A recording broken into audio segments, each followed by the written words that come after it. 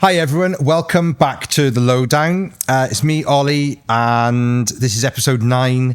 And today we have an inspirational lady with us, Kelly Tavener. Welcome. Hello. And Kelly is a marketing manager for Aston Martin in London and Manchester. Sounds like a very cool job. And Kelly is a petrol head, to say the least. Yeah. And you're working in a very lovely world with some very lovely cars. I'm very lucky. Yeah. Yeah. We make our own luck. Yeah, that is true. Someone told me that the other day. You're not lucky, you're fortunate and you work hard. Yeah. I think luck is hard work and opportunity equals luck. So you must have worked hard and you must have had some opportunities to be able to get this job. Very true. So tell us about you. So how long have you been doing this? You're not that old, I wouldn't say. No. You're a young lady and you are working in this world and you get to drive some pretty amazing things, don't you? Yes, okay. I'm very lucky for sure. So tell us about it. I actually fell into this a little bit, which is kind of crazy when I think about it because my whole life has been car dominated. I was raised by my dad, granddad, uncle, friends, all who were in automotive. I think my dad was the only one that didn't go into engineering or automotive. So but I didn't think of it as a career. I never knew it existed. I spent my whole teenage years going to kind of car launches and being around cars, but never thought of it as a career. And then I went to university, made the kind of decision. I really struggled at university to focus on the degree and then focus on getting a job. And I think for anyone who's done final year of university, especially I did business, so it's very dominated in doing graduate schemes and going to the top 6 companies in the UK. And I couldn't balance both. I spent a couple of years in Spain kind of having fun and doing nothing. And I came back and better. Yeah, it was a very good choice to go and do for sure. But I came back to Cardiff and I was like, oh shit, can I swear on this podcast? Yeah, you can. Yeah. We just lost 20% of our viewers. Apologies, guys. No, all good. I was like, I've got to get this degree and I don't know how I'm going to do graduate schemes and get the degree that I knew I could do.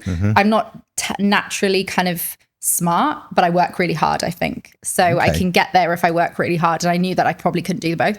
So and I spoke to an amazing lecturer who just said, look, you've got 6 months to get this degree or you've got the rest of your life to find a job. And I was like, here we go. Wow. So I gave everything into that degree, but then I graduated and I was like, what am I going to do?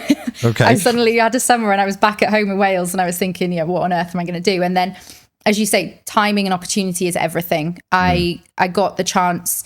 So many people call it nepotism, but I call it crossroads of, I met someone who's now my chief marketing officer at Lithia, who I work for, and a chance meeting with him. And he had a job opening coming up in a really junior role in marketing data. And I didn't even look at the job description. I was like, it's cars, it's marketing, it's then moving to Milton Keynes of all places because most of home British of the roundabout, home of the roundabout in a straight line. And I was like, absolutely. And then I realized, like, why did I not think of this as a career before? I was looking at graduate schemes, in pharmaceuticals and all sorts, and I was like, how on earth am I going to be able to market this? And then when it was cars, I was like, this is perfect. But it was not then straight into this world. This is a completely different term, which only took place like 3 years ago. 3 years ago? Yeah, 3 years ago I was a marketing executive, on a maternity cover. I wasn't even like in a position at all. And now you're the manager? And now I'm brand manager. Okay. So, but that came from, I'd been in that marketing data role for 2 years because I joined in October 2019 and then 3 months later COVID hit.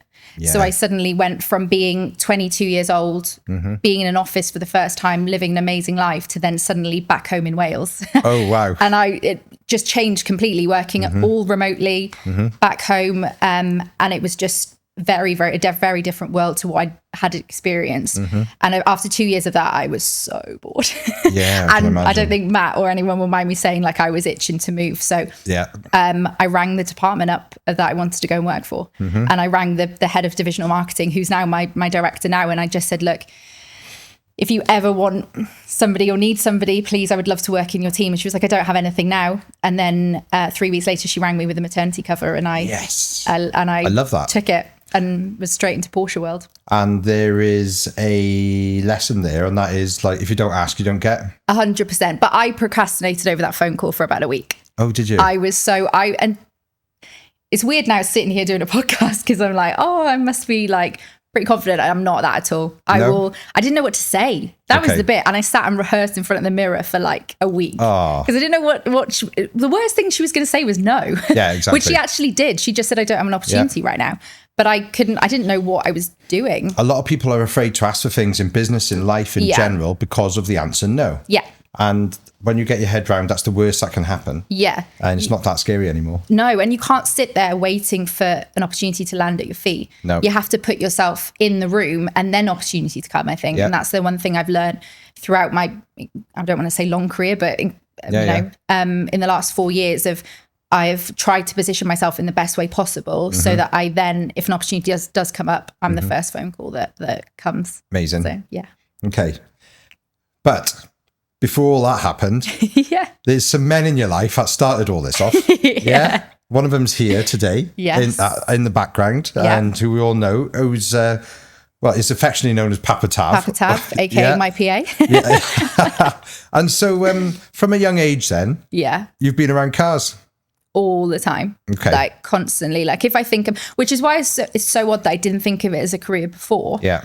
But ever since, like for me and my dad, Sundays were absolute the days of motorsport. Like we'd watch the Formula One together, and then my mum would go out when she was able to, and then we would watch Top Gear every single Sunday. Like it was just part. I can't remember a time when there wasn't a bit of cars in our house. Okay. And then I would go to my granddad's, and my grandfather had cars galore. Like he was so obsessed with them. And my uncle worked for JLR.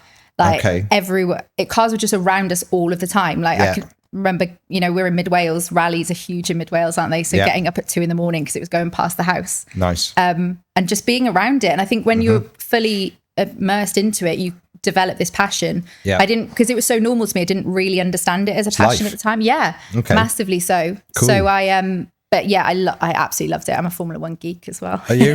Okay. Formula One's changed, hasn't it? I mean, I'm a bit older than you, and I remember Formula One when it was super noisy, and the racing drivers were very cool, not all PC like they are now and all the rest of it. I don't know what you're talking about. Yeah, I remember it. I remember it. And I remember V10 engines, which sounded incredible. I love it now when you go to like any of the races that you go to in the calendar and they do the like historic laps. Yeah, love that. The sound difference between that and the actual race blew my mind the first time I heard it. Yeah, yeah. And if you go to Goodwood and it's all you can hear. Yeah. It's crazy. I think the last of those drivers as well was Jenson Button. I think he was the last one who was like, I think there's a picture somewhere of him like in a hot tub with ladies having a whiskey or something, or whatever drink it is. I mean, I'm sure it was not great for females in that point, but I would love to have seen what it was like in the 80s in Formula 1. Yeah, of course, yeah. But they just look like Monaco 80s. Yeah, and the design I like back then. I like all like the look, feel, taste, touch of it, like their clothes and everything that they wore and all the jackets. So cool. Yes. Okay, so your dad and your uncle and your granddad are to blame for you getting this affliction. What does a week look like for Kelly? What does a week look like for you in your world? And I know you get to go to some lovely events. Yes. And your job then, I mean, for people who think about marketing, they think about the basics of marketing, which is having something to show the world. Yeah, to show someone. I want to market it to people. They want them to buy it, and I need to make it look incredible. Yeah. So how does that go around? Talk us through your job. I always say my job is to sell cars, parts and hours, like in its basic term. That's what my team's job is there to do. How we fluff that up, whether you work for Toyota, whether you work for Aston Martin, it's all the same. Yeah. I also see my job as twofold. I never want to be, especially in, I'm very fortunate to have only ever really worked in the luxury, the part of automotive, but I never want it to be just here's your car, here's your keys, we've drawn you in, here's the lifestyle, and then see you later. Yeah. I'll see you when you next want to buy a car. Like my job is to give people the experiences where they can get behind the wheel of their car. Okay. Not just, trying to buy it. Yeah. Or sell it or coming in if something happens to it. Yeah. Okay. Yeah. Because what's the point? Like, and our brands the brands that I cover anyway are a complete lifestyle. Like it is going for Sunday drives. It is going, the best events that I've ever done. Yes, I've done all the launches and I've done incredible things. But some of the most amazing experiences that I've had have been with owners going down and driving 60 miles to the coast, having a bacon sandwich, and then all driving back. Yes. And getting like 50 Astons all together. Yeah. You know, I worked for a long time down in Sevenoaks, and that you're really close to the coast there and close to Goodwood. Sevenoaks. Yes. Yes, I know where that is. Kent. Yeah. But they were amazing. You know, it's an hour to Goodwood from there. We would all get together on a Sunday, great weather. Yeah. Just go down. Brilliant. And that's the bit of, you know, these luxury brands. Yes, there is all the fluff that comes with it and the massive launches that all celebrities go to. But at the core of it are owners that are just super passionate about the cars that they've bought. Tell me about Aston Martin owners. They're changing for sure. Is there a demographic there used to be? Yeah, definitely. I think any luxury chest brand hair had cigars. I was so shocked the first ever Aston customer event I did. Go on. Because I was 25 and I was like, I don't know what I'm doing. And I put this together and they shocked me so much. I expected this like pretentiousness about them, but then they're genuinely not. Some of them are passionate. You need to know your stuff. You can't fluff it with these customers at all. No. But they are genuinely just people who are really enthusiastic. Do you know I don't know, should I say this, but you have to. Yeah, please. But the clients that I find the most difficult to deal with are the ones that are single out, like mono buyers of used cars. Ah, yeah, okay. As opposed to collectors. Yeah, you know, I know a client who I worked at when I was at Ferrari who owns probably 200 million pounds worth of Ferraris, like huge collections. And him and his wife are the most down to earth. His son races in Ferrari Challenge, like the most down to earth people you'll ever meet. That's nice. And then you deal with some people on the other side that is, and it's always special. It's always an occasion, especially if someone's, you know, saved so much. I get it. But they're the most difficult people to deal with. Well. So yeah, I get it. Yeah. We got some incredible customers here. They're the same. And when they're the customers who've got 5, 6, 7 more cars, they kind of know, they're used to cars. They know cars are a mechanical thing that sometimes will break, sometimes might not work, does need maintenance. Yeah. Especially with older stuff. And they are down to earth and they're doing it because they love it. Exactly. Yeah. And we can share that and bounce off that. Whereas I think sometimes there is an expectation with the brands that, you know, I've always worked with of a level of service that almost you're never going to attain. Yeah. Okay. And, you know, cars in that end of the spectrum as well are temperamental. They are hand built still. Yeah. So they're not like the German brands that are going to be phenomenal every single time you jump in it. And I get it. It's frustrating, but sometimes I think, they're the more difficult people to deal with. Yeah. If I've ever come across it. Okay. So your typical week. Yeah. Yeah. Talk me through it, as in from a point of view of, you know, you get up, you go to work on a Monday morning. Yeah. And I imagine you go to work in a silver DB5. Oh, yeah. You know? Driven, obviously. Never driven. Nice. Yeah. No, I hate being a passenger. Oh, do you? That is one thing about me. I hate it. No passenger princess? Nope. Okay. No, I've turned down some incredible opportunities, like going around Goodwood up the hill. Yeah. Because I hate being a passenger. Yeah. But it's varies all the time, my week. Some weeks I'm at home all the time. Yeah. Just because you got to get stuff done, end of quarter stuff. You know, next week I'm in the Isle of Man. So we're spending 5 days over there. So it depends. I'm really lucky. I've got an amazing team that's underneath me. So a lot of my job now, which is interesting to kind of the shift in the roles that I've had in the last year, probably is a lot of my stuff is approval based now. So I'm kind of, you know, with other people, with other creative people. And then I just kind of go, let's go for I've seen some of your events. Yes. Yeah. You smash it. Yes. Don't you? Fun stuff. Yes. Yeah. Even if you say so yourself. Yeah. And all that. I've seen some of the events you're doing. And I've seen some of the stuff Aston's doing. Like recently they held an event in Scotland. Yes. Yeah. And they had the Valkyrie there and different cars and all that. That looked really cool. And it really worked with the brand. Definitely. And that was a real turning point for Aston as a brand because, you know, I was talking to someone about this the other day of you never see, I think it was a Vantage GTR. Yeah. Might need to correct me on that one. Going around a field being donated around a field. And I actually know the photographer was on that Tom was in the middle of it. I think I saw a Valkyrie doing a donut. It was on gravel. Phenomenal. But like you would never see that in Aston traditionally. No, you wouldn't. It would have never made, it would have been something that happened there. It would never go out. And I think we're really making moves to change the brand perception ever since my time there anyway. Okay. But they are fast, fun, exciting cars. Oh my gosh. Got one here. Exactly. Manual V12. Yeah. So, yeah. I spent a bit of time in that recently and I absolutely loved it. Yeah. V12 Astons are just, can't beat them. I have got, this is a question I've got, which is a bit further down the line, but it tags on nice to what we're doing now. And hit me. what does the future hold for Aston? Like what's coming now? You know, like V12 engines, are they going to stay? You know, what's like? Tell us a little bit about. Hope so. I mean, I'm sure Aston will probably pump this out there already, but what is in store for Astons and for petrol heads in the future for these kind of cars? I really hope we stay as a petrol head company. That's what I think we've always been really good at. Yeah. We definitely didn't make the plunge into BEV EV batteries. Good. And kept it very, I mean, we launched a V12 when everyone else was, we relaunched a V12. Eventually we will go down, Valhalla's, you know, hybrid, so that we will use bits and bobs in that to make advancements in the car, but it will be for the kind of specification of the car and not because of a government regulation. Okay. So 2030, that comes out. And what, all cars have to be electric or hybrid? They keep moving it, don't they? They're changing it. So it'll be interesting to see whether they actually do it. Yeah. Because but my feeling is it's just going to drive the demand of the cars that are already here. Oh, massively. And it will just check, you know, London is ridiculous for driving in now anyway. So you can't drive in London. So people just drive everywhere else. Like there will be a loophole. I love driving in London.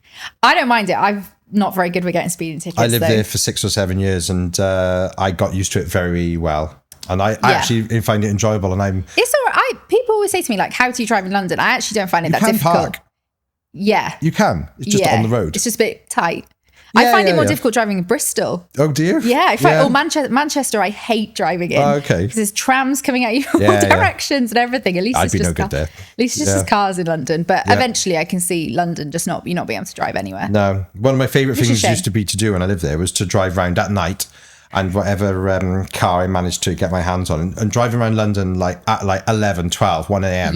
is the best time because you see all the sights. Yeah. Not as much traffic on the road. There can be a traffic jam around time of night. I've witnessed Piccadilly. And been in. Yeah. But yeah, it was cool. Yeah, like sunroof so open, cool. all the lights and all the rest of it. I love it a lot. I've only been in London 3 years and I've spent the majority of my time here, like in mid Wales until then. But I love London. Okay. When I worked at, I did a little stint at McLaren and we did a night drive through London. Nice. Like a PR piece and we had 10, 11 cars driving around in convoy into all the hotspots. We would go into like 2 a.m. But like Piccadilly Circus on a Saturday night, just creating noise. And that's always been my objective. Yeah. Especially now in London and in Manchester is just create as much noise as possible. Let's do, this is cool cars. Yeah. Let's do cool things with them for sure. What are you doing differently to your predecessors? Tell us. If any of them watching, turn off. Well, you're young and you've got different ideas and different views, and you might be clued up on certain things that maybe someone who'd been in the job for 20 years, you know, maybe didn't. Yeah, and I think that's just natural progression. So, like, do you know what? This is really. I think this is why I didn't fit at Ferrari. I worked at Ferrari for 18 months, almost 2 years, and I left because I got a bit bored. Really? Okay. But I think that's why I struggled there, because I was trying to do things differently. And Ferrari are the brand they are because they've always done the same thing. Yeah. And they are a phenomenal brand. They're the best car brand in the world. But I really wanted to do something different. And I think that's what it is taking, I love looking at other, aren't they? Yeah. Like it's just massive. I felt like a little cog in a big machine. And I can't deny it. The stuff I did at Ferrari is some of the best things I've ever done in my career. Yeah. But as a creative and as somebody who just wants to push, hearing no all the time, I was just like, okay, I'm frustrating. Because you'd just be given, like, we did the most ridiculous things. I had, you know, opera singers coming off a building. Do you know what I mean? Like, we did such ridiculous things and it was amazing. But in the end, you're like, we're doing this. Everyone else in the UK is doing this. Everyone else in Europe is doing this in exactly the same format. Yep. So that's why when I made the decision to come back to Aston, I was like, this is why, because I want to push the boat out and do things differently. Aston, to me, cooler brand. Yeah. Cooler brand than Ferrari. Yeah. To me. And people never understand why. Like, there are cars for Ferrari that I love, but they never understand. I think petrol heads get it. I do. Yeah. You know? Especially where Ferrari is now. I think it's got something to do with the brand. I think it's to do with the Britishness. I think so. I have to say, I didn't really get Ferrari until I went to Italy. Okay. And I then was there and I was like, I get it. It's a religion. Oh my goodness. Like walking down in Bologna with a Ferrari jacket on, everybody goes mental. And you're just a marketing manager from the UK. Like, really? It's crazy. No. Yeah, it's mental. Wow. When I was at the factory as well, like the stuff that they do there is phenomenal. Yeah, okay. But I would take Aston hands down. Yeah, okay. Yeah, for sure. Lewis Hamilton. Don't.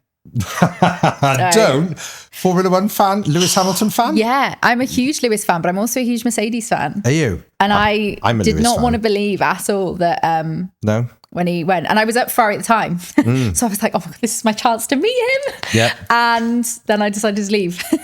And it's all gone wrong. I was really vying for that eight world championship. I thought he was going to go and smash it. Oh, me I really too. did. Yeah. And yeah, I'm not sure. And he can drive. So is it the car?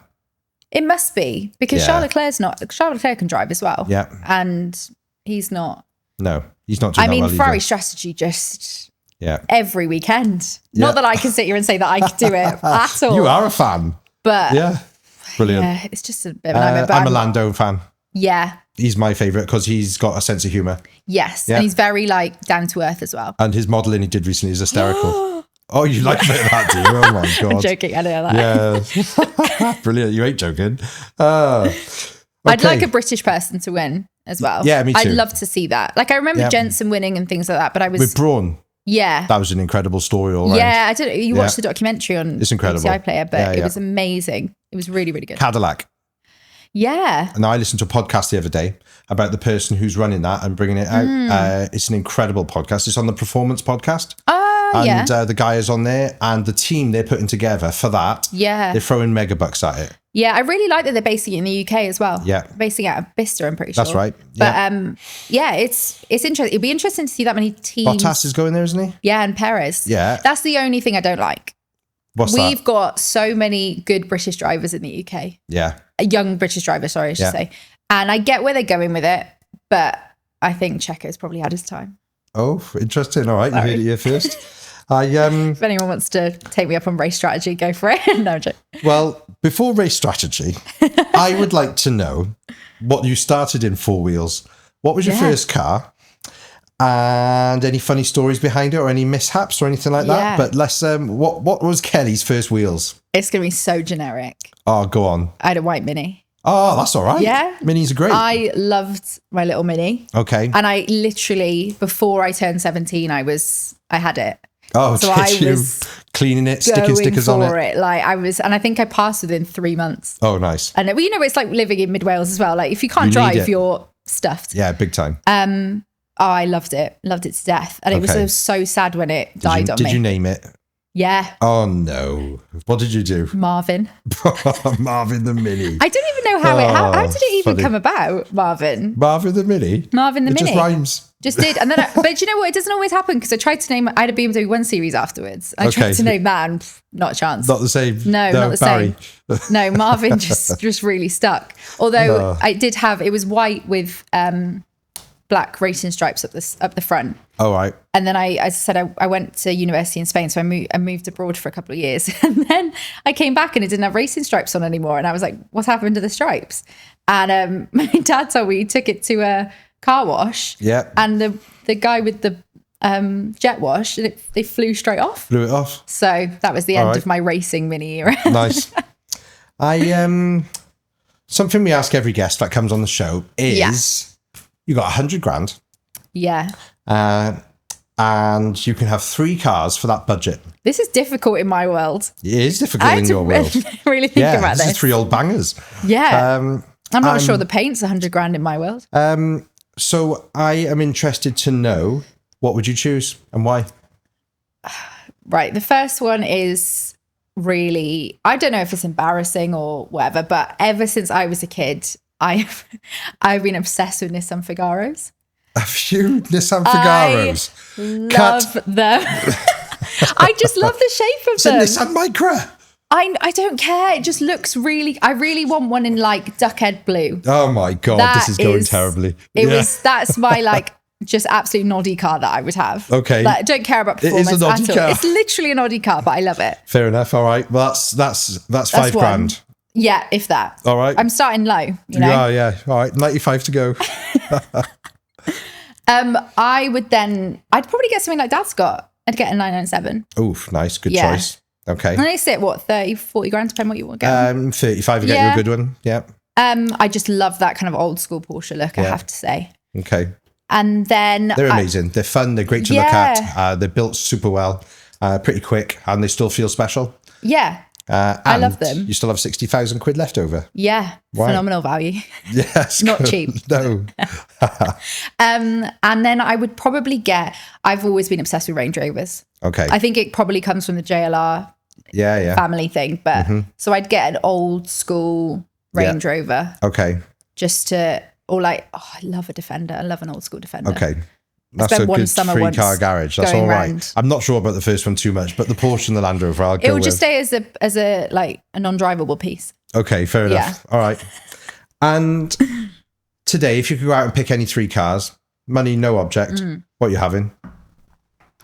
As someone who's in the world of these, and you've been up close to some cars that none of us have been here. Yeah. You know, so what are you choosing? I would probably, first thing, and I know Heck said this as well. Yeah. But I would probably say a Gullwing. Oh, nice. I love, if I just think Monaco, that old money fashion, totally. love it. Yeah. The doors, just everything that I would ever want. Yeah. And I did London Concourse this year with Aston, and they had a huge display of them, and I was like, really? This is heaven. Did any have the luggage in them?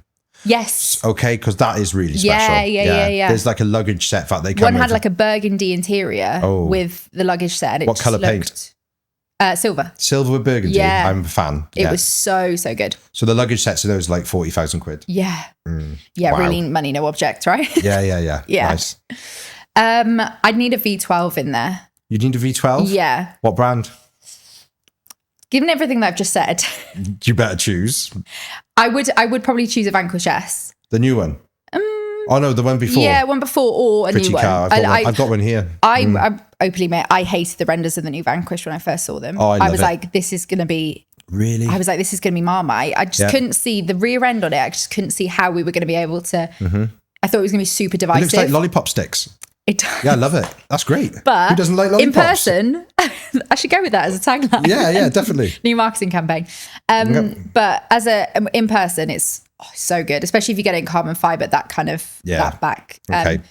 Or the only Ferrari I'd ever have is an 812 comp. Really? Yeah. Okay. They are phenomenal cars. Are they? Oh, the sound of them. I'm not really into many Ferraris at the moment. This is it for me. That's the only one I would have. The Ferrari I like of recent years is the 4-wheel drive, not the Purasang. Oh, I was going to say. The FF. Because it looks like a little estate car. Yeah, I like those. I like fast estates. So I like that. You could put skis on the roof and off you go. That's 4-wheel true, drive. actually. Yeah, that was their first skis. 4-wheel drive. Okay, so that's 1, 2. And then I'd have to be on brand, sorry, but I would get a 707. I'd get a DBX. Nice. I'm all right with them. Yeah. I can't believe Ash said he'd have a Bentayga, but I won't hold it No, against him. I know. I think he was having a brain fart that day. I don't know what was going on with him. Yeah, I just... genuinely, they are my favourite car in the entire range that we do. Okay. Because they are, you can drive it so comfortably and just... amazingly for long distances, but then my god, it's the fastest car I've ever done. I did it at the bowl at Millbrook. Oh, nice. And I got up to the edge with no hands on the wheel because we were going that fast. Wow. It's just phenomenal. Yeah, okay. There's a new one out. Yeah, DBXS is out now. And if the renders are true, there's a new one with the front end of the Vanquish or Valkyrie or something, 2 round headlights. Oh. You might be. This might be a scoop here. Yeah, I just did this earlier. I don't know. Or on an episode many times ago. Secrets, trade secrets. Anyway, there's a render of a 707 with the front end off one of the Aston Martin sports cars, completely redesigned. Oh, Same car apart from the front. Yeah. And I don't think it works. What? So Valiant had the round ones. Yeah, that's it. The Valiant. Yes, it's got that. All right. Yeah. Bit of Googling for you to do later. Yeah, I'll go and do my homework, which I clearly should have done before I came on this podcast. If anyone at Aston Martin wants to hire me, I'm available as a consultant. Anyway, okay. So they're your 3 cars. Yeah, probably. Nice. What colour are you going for the 707? I love a satin colour. But it'd probably have to be green. Oof. Yeah. Nice. Podium green, which is the F1 colour. Okay. Or Aston Martin racing green or British racing green. How many colours are there for an Aston Martin to be painted in? Hundreds. And actually limitless. Oh, really? You can take any... I mean, we've done things before. We did an incredible, it was actually before my time, so I can't even claim credit for it, but a Le Mans edition DBS 59 edition. So we did 59 and they picked them up from Le Mans. It was phenomenal. Wow. But that was a really bespoke color. It was painted inside as well. So they hand painted the inside. And so you could take, I mean, if you really want to do the color of this sofa. So I could come in with this sofa, plonk it in the showroom, go, I want tweed grey. I want the seats in this. I want the exterior to match. It's from Scotland, this. I had these covered, actually. Oh, yeah. Lovely. We haven't talked about upholstery and home furnishings on the show yet. And a woman comes along and that's what we end up doing. I didn't want to say it. No, I know. It was me. It was not your influence. Cool. Okay. Well, thank you. Last question for you. These are always the worst. But okay, go for it. You're a young woman in an automotive world. Yeah. We haven't said this or a question already, I don't think. So yeah, no. You're a young woman in the automotive world. And it'd be interesting to know if other young women want to get into automotive stuff and all the rest of it, and they want to follow a little bit in Kelly's footsteps. They want to see what you're doing and have this wonderful job. Yeah. What would be your advice to them? And for them getting started in doing things like this, and what would you say to your younger self or to those people out there? I would always say, if you want to get into automotive, in particular dealer automotive or manufacturer side, whichever, think about where we are going to be. The amount of conversations that I have at major car shows, whether it be Goodwood, Salon Privé, with aspiring people who want to come into the industry, that's probably the best place, because it is a very connections-based industry. I mean, you know that more than anybody. Yeah. If you know the right people, you are gonna you know who to phone, or they know who to phone if they're looking for people. Very rarely when I'm hiring do I actually go out for a job. I usually just speak to people. Yeah. Ah, okay. And I what I would say as well is, don't be put off if you don't have the degree or if you don't have the experience behind you, because 9 times out of 10 I know that I can teach anybody to do this job. Wow. But what I can't teach is someone being passionate or want to be there. Creative. Yeah. And just take some ownership of that yourself and go, okay, what do I need to know? And from an experience point of view, not necessarily from a skill point of view, but to show up and be in the right places, because it's hard graft, this work, this industry. It's a lot of early mornings, it's a lot of late nights. Yeah. It's the 5% that you see as the kind of the glamour. Yeah. Is usually, 2 weeks of just chaos before. Oh, I see. Legal, insurance. Like insurance is probably the bane of my life. Red tape. Red tape galore. I know. No. But it's funny for us as almost, I don't want to say wheeler dealers, but all independent car sales businesses. Yeah. Complete different world. And do you know what? I always, we have these big manufacturer conferences once a year, and always we're looking from, even just you take social media point of view, you guys kill us in social media. But we can sell a car in 10 minutes. Like someone can walk in the door, I can say, all right, pay, logbook filled in, see ya. Done. Yeah, that doesn't happen in the main dealers, does it? No, not at all. No. Not at all. Okay. And you get, there are so many pros of being with a manufacturer dealer. Yeah. From a product perspective, you get access to things quicker and all that kind of stuff. And you get that support. But independents really do. Agile. Yeah. That's what we are. Sorry, who are we promoting it? Sorry, I can't help it. I'll do it all day long. But no, I would say, going back to that question of be around the places where you know that we will be. And then, as I said, I really struggled with this really early on in my career, but just be bold and just go for it. There are so many. I'm really lucky. I actually work in a completely female team. Now I know I put that team together, but amazing. I didn't choose it. Good. I choose the people with it, because I would never want. The one thing I will say is that I'm not somebody who's going to sit here and say, I think women should have all the jobs going. Because if you're not right for the job, you're not right for the job. And I would hate to get a job if it was because I was a woman. Yeah, it would really, really annoy me. Yeah. You got a job because you're great at what you do. Yeah. That's ultimately. But what I would say is go and put yourself out. Don't be put off by it, because there are so many jobs in these fields that, I didn't even know existed. I went to launches for my entire life and never knew that my job existed. Yeah. And just be inquisitive. You may have to do some junior jobs first. And I think that was the bit that I probably was a bit complacent of. I probably went in with a little bit of, first degree from It used Cardiff to be a very Arrogance. male-orientated world, those kind of jobs, didn't it? Yeah, And if especially I look at, dealers and stuff I like went that. to a senior leadership team meeting the other day. Yeah. And it was me and the HR person who were the two females around the room. Okay. And the PA or Interesting. EA. Yeah. So, you look at that, you go marketing female, HR female, and the executive assistant of the group vice president female. HR and marketing, what are they both involved? People. Yeah. But everybody in a senior position was a male. Now I work with, and I have to thank some really instrumental people for my career. Yeah. Sorry, let me say that again. Two males in my career, because they have taken the time. I know one GM in particular, my GM for Aston Martin London, I worked with him when I was like 25, and he really took me under his wing and showed me how a dealership runs. Amazing. And he taught me stuff that was never included in my job. God, can you show me? Yeah. But he was like, you don't need to know this, but you do need to know this. You need to know how a dealership runs so you understand what's important. Yeah. Because yes, an element is brand and getting the product out there and getting people driving cars and all the glitz and the glamour. But ultimately, if you're not selling cars, then you don't have a business. So it's that case of understanding that. So I understood the pressures that they were under. And 1000% to a member of the public, it's all very well buying the car, but probably the next thing after buying that, the most important thing is when there's an issue, when they pick up the phone, does someone answer? Do they sort it? Do they care? Little basic things that you take for granted. Lexus smash that. Do they? Smash it.